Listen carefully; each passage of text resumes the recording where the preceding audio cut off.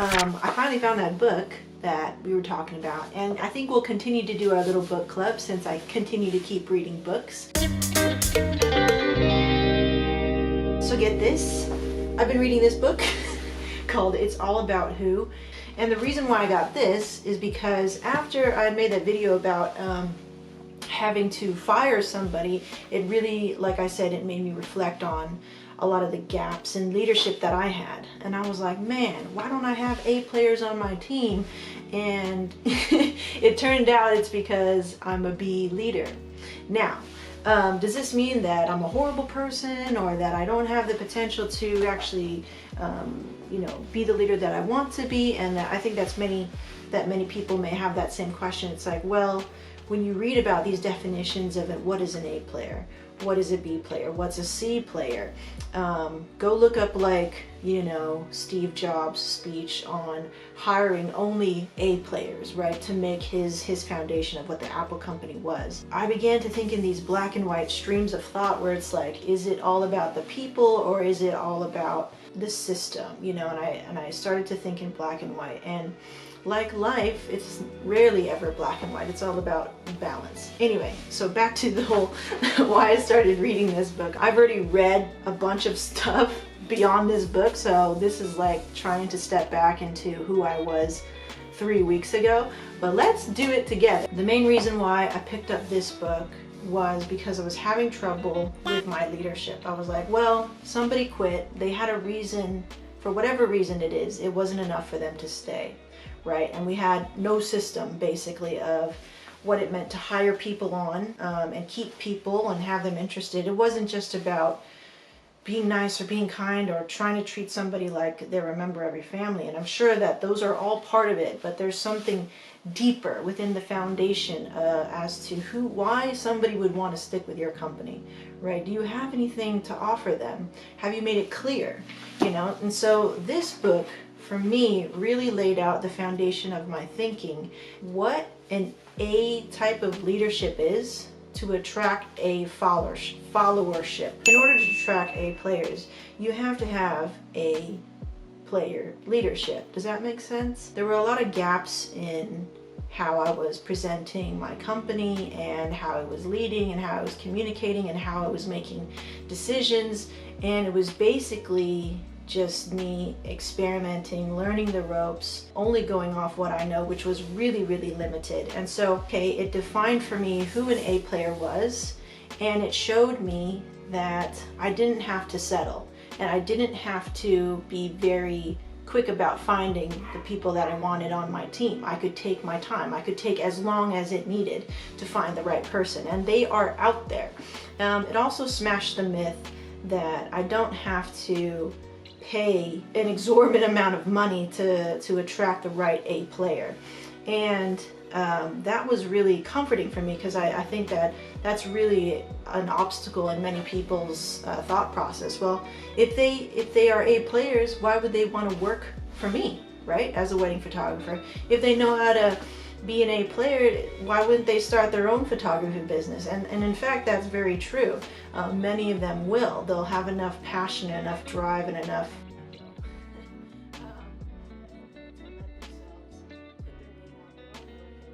I also found that that's not true either. Once I started to understand the big picture, even somebody like that who's an A player, who could have had a really successful wedding photography business, could still be attracted to my type of company, which a lot of these books that I'm reading right now kind of smash that idea. It's like, well, if it's not run by one person, how could the quality be there? How could it be as intimate and as meaningful and as personal as somebody who just runs their business?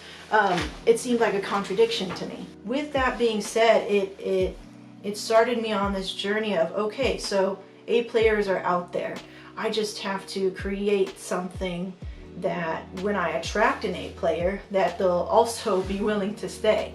And when they stay, they'll stay for a time that makes sense. And that was this book right here, The Alliance. And so these work very well together in terms of looking for A players, looking to build a team, looking to blow your mind on your own leadership of your own company, even if you didn't have any not employees, but people that you wanted to contract out. We don't have any employees, they're just contracted workers basically.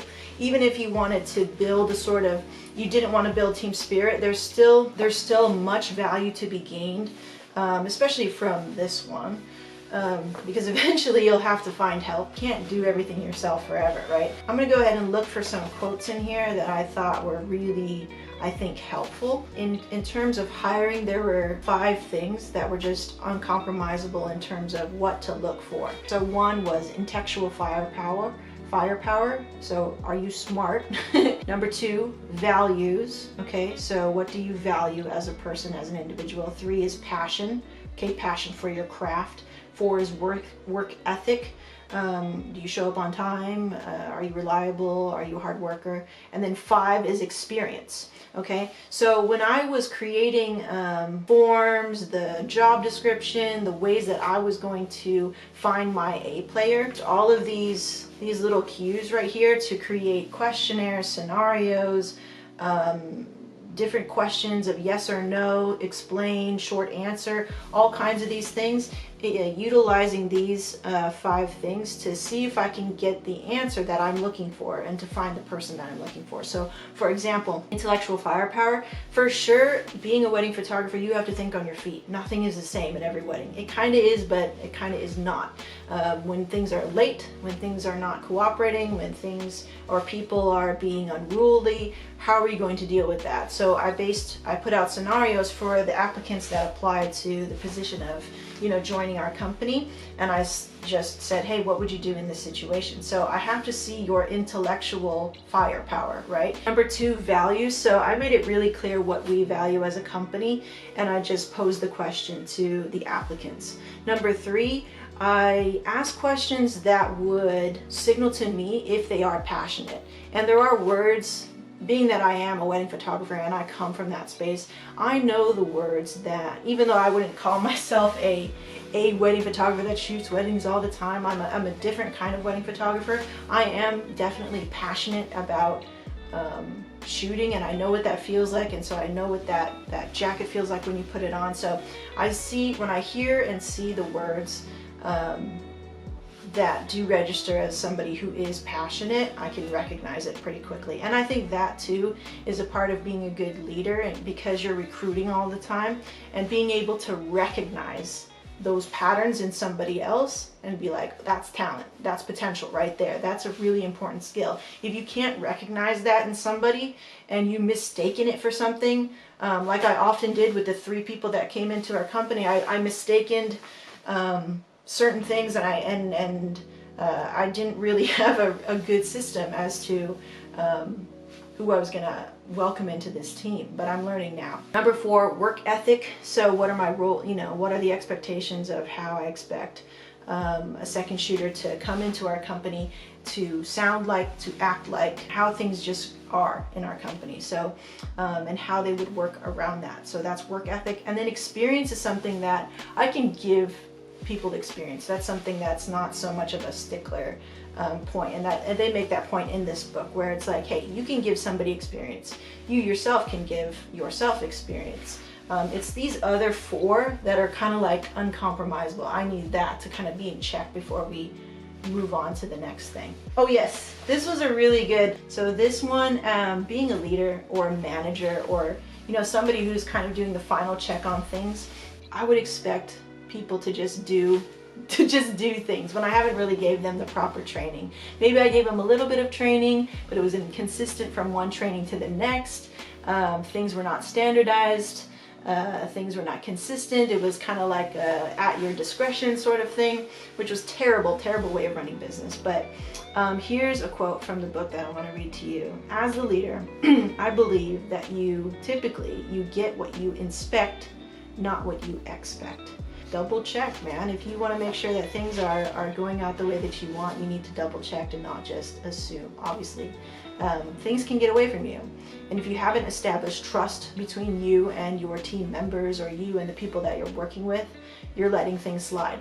And that can even be said as you and your client, right? If you expect that things are going to go the bed like perfectly on the wedding day, but you didn't inspect their wedding timeline. You didn't inspect their getting ready time and who the hairstylist is, and make sure, hey, be done like 30 minutes before I actually arrive so that everything is ready to go when I arrive as a photographer, right? So you inspect the wedding timeline. So that's what I'm talking about. Here's another good one. Okay, so one of the most difficult tasks for any leader has to be to get the full story from his subordinates. It's only natural for people to try and please the boss. So as a leader, you're less likely to get the full truth unless you have a way to find it. It just goes on to say that it's hard to have a team that that fears you.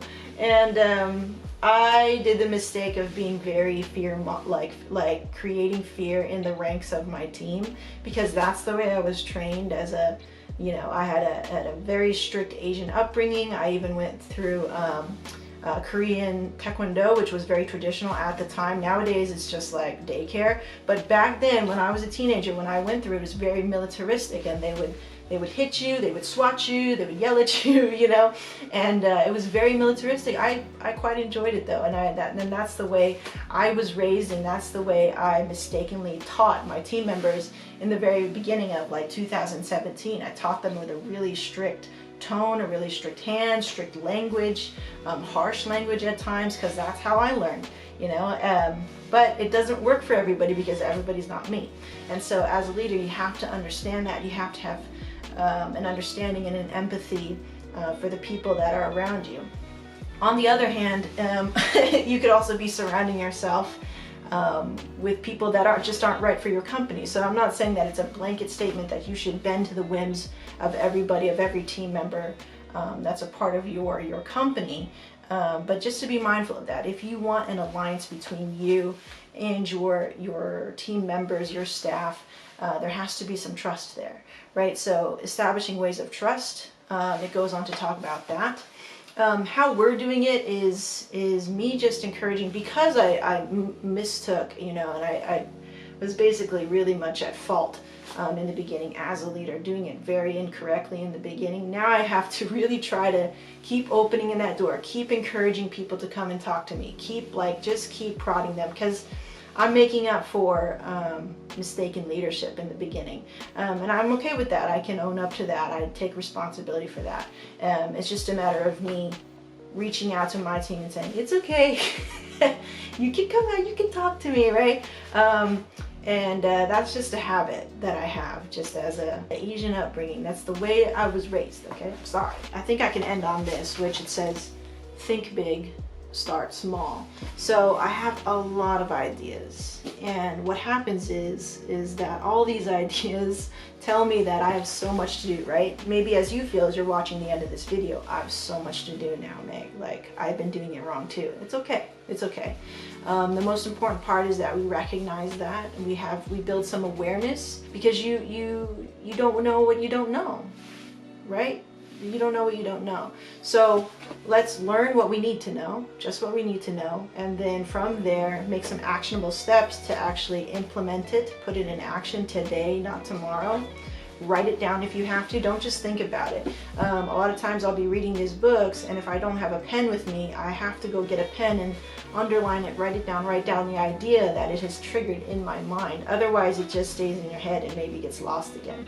Okay, so create some actionable steps from these concepts that you learn in a book or watching a video or whatever. That way you can get it out onto paper and closer and closer and closer into implementation and actually changing your life for the better. Okay, so I will continue in another episode here in the book club. In my book club, what will we call this book club? Let's call it Tech to Trep Book Club. Okay, we're going to call it Technician, I'll explain that term later, to Entrepreneur Book Club, Tech to Trep. Okay, so this is our book club. Pick up this book if you are looking to hire people, or maybe even get a partner, or learn about your own shitty leadership. Everybody's not perfect, all right? Anyway, I will see you in the next one. Thank you for watching. Bye.